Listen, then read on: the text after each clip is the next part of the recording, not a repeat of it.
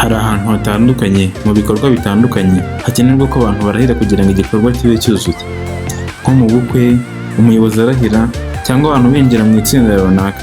Ariko iyo barahira abantu bamwe babifata nk'umuhango gusa kuko baba basomerwa cyangwa basoma ibyo bavuga, bityo bakabifata nk'abarangiza umuhango.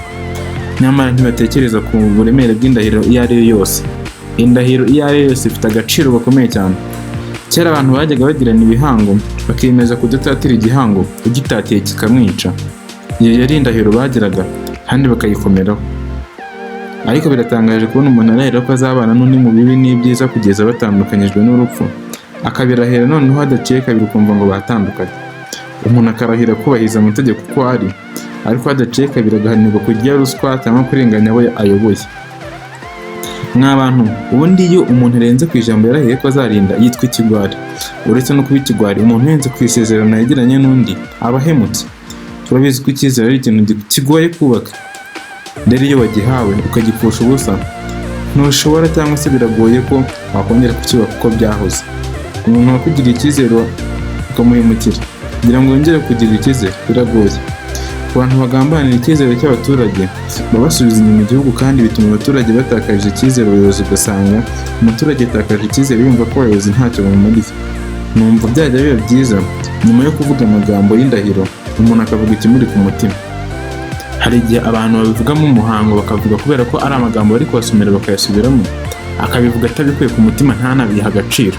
Ariko mu gihe umuntu avuze amagambo amukuye ku mutima, amagambo amuvuye ku mutima, ari amagambo y'igitekerereje, aharenda byagira icyo bifasha.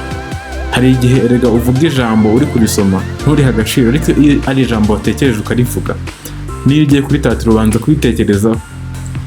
Numva ibyo bintu byazatekerezwaho haba mu bukwe, abantu bakajya bavuga indahiro bari gusomerwa, ariko nanone bakongeraho ijambo ryabo, ijambo riba ari ku mutima. Cyangwa se n'iriya ndahiro basoma ntibayivuge, ariko bakabanza bakayigishwa, bakabanza bakamenya agaciro kayo, noneho bakazajya kuyivuga umuntu yarabashije kuyifata ayizi ku buryo batamusomera ngo asubiremo. Gusubiramo erega ni ikintu abantu bakora kenshi, ariko ntabwo gusubiramo bituma umuntu amenya ibintu nk'umuntu wabitekereje. Umuntu wabitekereje aba abizi kurusha umuntu wabisomye. Umuntu wanditse iriya ndahiro yenda yari azi agaciro kayo, ariko umuntu uyisoma ntabwo azi agaciro kayo nk'umuntu wayanditse. Numva byajya biba byiza umuntu abanje akavuga amagambo amuri ku mutima, yaba umuyobozi, yaba umuntu ugiye kubana n'undi, yaba umuntu ugiye kwinjira mu itsinda, akabanza akemera ko ibintu yemeye azabikora, akabivuga bikuye ku mutima atari indahiro ari gusoma. Ni icyo cyifuzo cyane nifuza ko abantu bazabitekerezaho. Nawe uramutse wumvishe kikunyuze wambwira.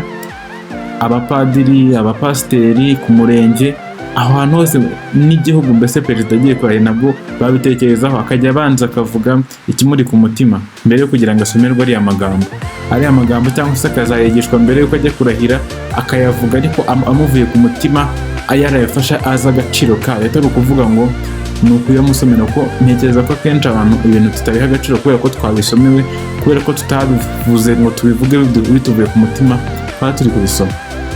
Murakoze cyane. Niba wakunze ikiganiro cyanjye, kora like, ugisangize n'abandi, ukora share, umenya igitekerezo cyawe muri comment, kandi ntiwibagirwe gukora subscribe n'ibindi biganiro byinshi nzakugezaho, ndabizi ko uzabikunda. Murakoze cyane.